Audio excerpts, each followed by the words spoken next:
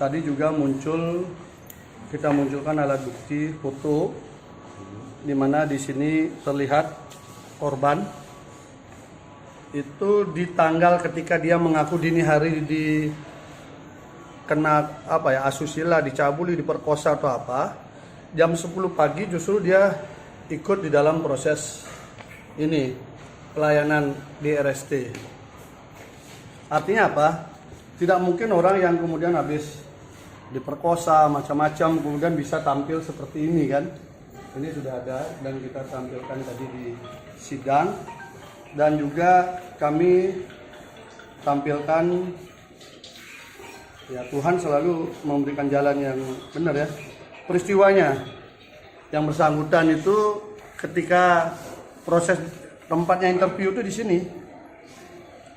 Gitu ya, tempatnya di sini, dan ini adalah hari yang sama, yaitu hari ketika paginya dia mengaku diperkosa. Justru di sini dari pagi dia dibina oleh kakak-kakak seniornya bagaimana untuk menjadi relawan kesehatan di sini gitu loh.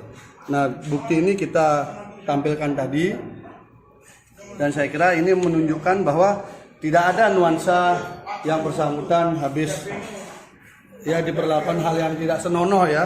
Malah di sini dia bersih ketawa, nanti dikasih ini penjelasan serius nih, apa-apa yang harus dilakukan. Ada ketawa dia, biasa kan.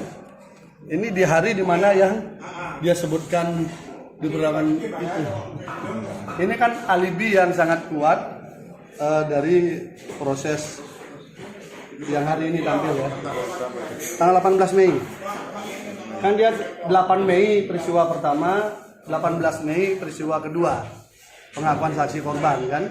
Nah, dari dua ini kita untung ada yang mendapatkan foto, karena ada beberapa foto yang lain tapi yang memang langsung berbicara soal waktu dan peristiwa kita dapatkan, dan videonya juga. Videonya kan sama. Jadi dari situ kita melihat akhirnya semakin jelas kasus ini memang sangat dipaksakan. Video ini ditunjukkan didapatkan dari para saksi atau dari saksi tadi, karena kebetulan saksi yang memang ada di sana, koordinator RSC dan RSTMC di sana, yang senior mereka semua, dan mereka kebetulan memang ada sih beberapa foto yang lain, tapi yang terkait dengan korban kita dapatkan dua ini. Jadi pada saat ini kan hari di mana dia mengaku paginya dini hari diperkosa. Malah dia siang harinya jam 10-an itu beraktivitas biasa. Ini juga dia beraktivitas biasa, diajari bagaimana cara untuk pasien datang dan sebagainya ya. Dan terungkap juga ternyata Mas Beki melakukan kegiatan sosial kemanusiaan kesehatan ini luar biasa. Jadi banyak orang yang diobati. Tadi satu saksi cerita kalau misalnya secara penanganan di RST tidak bagus, tidak mungkin sembuh, langsung dibawa ke rumah sakit, dan semua biaya itu ditanggung oleh Mas Beki.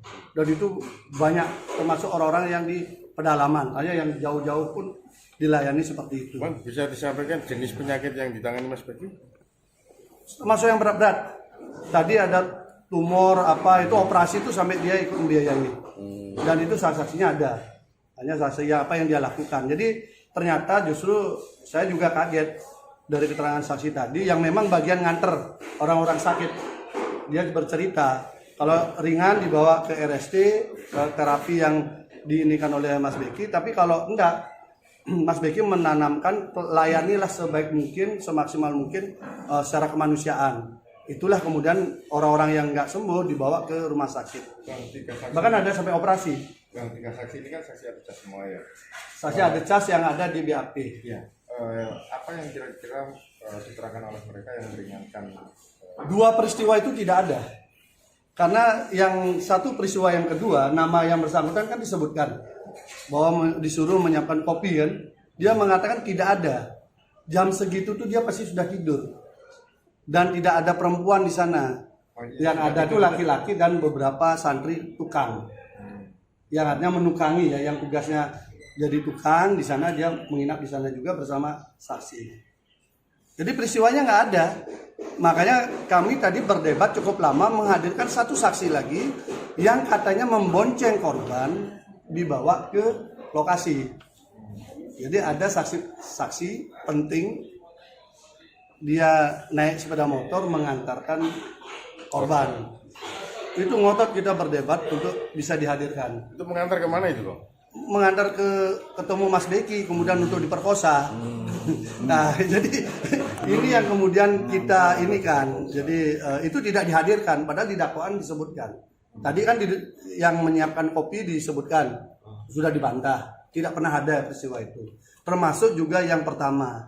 Yang pertama itu tidak pernah ada, dari jam 10 malam itu nggak pernah ada. Yang ada tuh pagi sampai siang, sore pulang. Tapi waktu interview itu siang. Jadi kalau interview siang ini sama semua. Baik saksi yang kubu sana juga bilang siang kalau ketika dirinya ditanya. Jadi tidak ada dimulai dari jam 10 malam. Semua dimulai dari pagi, kemudian sampai sore, hanya waktu interview itu siang hari. Dan sama 10 menit, 15 menit, 5 menit, sama waktunya, semua rata-rata durasinya menyebutkan itu 5, 10 dan 15, hanya tidak lama. Dan banyak orang. Jadi bukan satu. Banyak orang, artinya berdekatan jarak 1-2 meter, 1,5 meter itu orangnya ada. Dan itu bukan interview yang kayak mendalam, enggak. Hanya karena Mas Beki nggak hafal orang-orangnya. Ada 1.500-an santri. Jadi dia ingin tahu siapa namanya, siap nggak, jadi aja sebentar aja. Itu saksi sudah mengungkapkan saksi fakta ya, bukan saksi katanya. Jadi saksi yang ada di TKP, saksi yang mengatur TKP itu dan yang ikut termasuk membentuk kelompok apa itu dia yang ada. Hanya tadi kami merasa senang, mudah-mudahan saksi ini bisa dibukakan pintu keadilan dibaca dengan jernih oleh hakim nanti. Walaupun tadi kami berdebat, ada satu saksi yang kami yakini bisa juga memberatkan kami, tapi kami penting untuk mengungkap motif di balik kasus ini. JPU tidak mau menghadirkan, kami minta untuk itu dihadirkan. Jadi perdebatan cukup panjang. Tadi secara argumentasi hukumnya kami berpijak pada 160 ayat 1C bahwa itu harus dihadirkan. Tapi majelis hakim berdebat dengan JPU tidak mau menghadirkan, akhirnya mungkin besok perdebatan dilanjutkan lagi.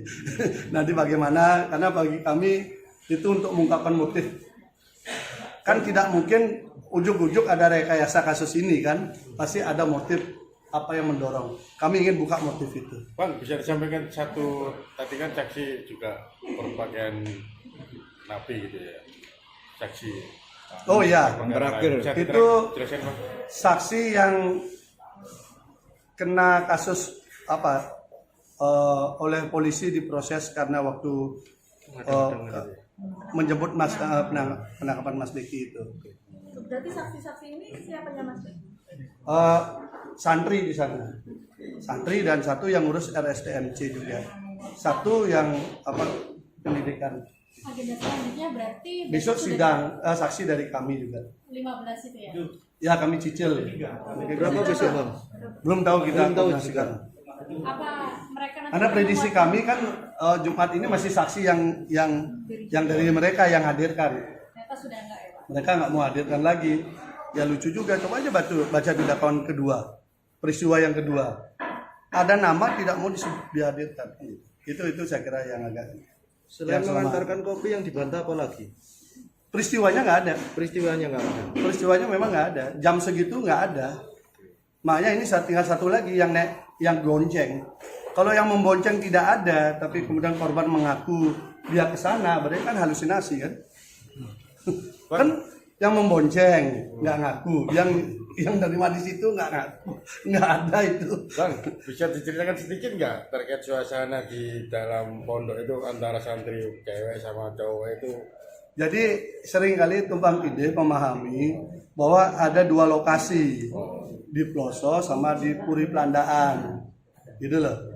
Itu kadang-kadang yang bertanya, makanya kami sempat nawarkan PS aja lah biar tahu pastinya, gitu loh. Kadang-kadang bercerita Ploso, dipemahamkan di Puri Pelandaan. Jadi ada dua lokasi. Terpisah itu berarti? Terpisah. Bang? Khusus cewek sama? Oh ini ya terpisah. Oh, asramanya juga terpisah. Dan asramanya juga ada aturan. Jam 10 malam sudah tidak boleh keluar. Gitu. Makanya tidak masuk akal ketika dia menceritakan bahwa dari jam 10 malam sampai besoknya sampai siang di sana gitu loh. Itu yang nggak masuk akalnya. Tapi ya sudah lah, nggak apa-apa, nanti kan dibuktikan. Kami hanya berharap fakta sidang lah yang dipakai untuk mengadili. Jangan sampai menghakimi karena tekanan dari luar itu. Yang napi tadi nerangkan apa bang? Maaf. Yang napi tadi. Karena dia yang nganter-nganter orang sakit. Oh gitu. Jadi dia sering nganter orang sakit, ngurusi orang sakit. Kalau ringan dia bantu gitu ya. Tapi kalau berat nanti dia nyetirin sampai dia ke pelosok-pelosok. Jadi kalau misalnya ada di pelosok itu orang sakit, dia naik mobil menjemput dan membawa ke sana dan gratis semua. Jadi Mas Beki menggratiskan semua orang yang berobat ke tempat dia, dan kalau tidak sembuh dibawa ke rumah sakit. Itu pengakuan yang sampai. Berarti selama ini Mas Beki itu istilahnya Iya, sangat sosial.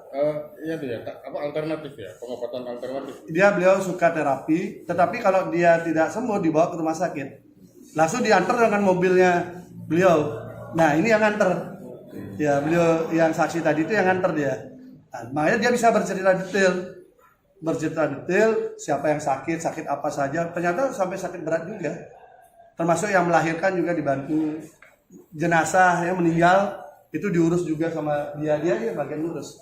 Makanya saya tahu, oh ternyata Mas Beki itu suka membantu orang sosial seperti itu. Dari itu, karena Mas Beki kan nggak pernah cerita sama kita.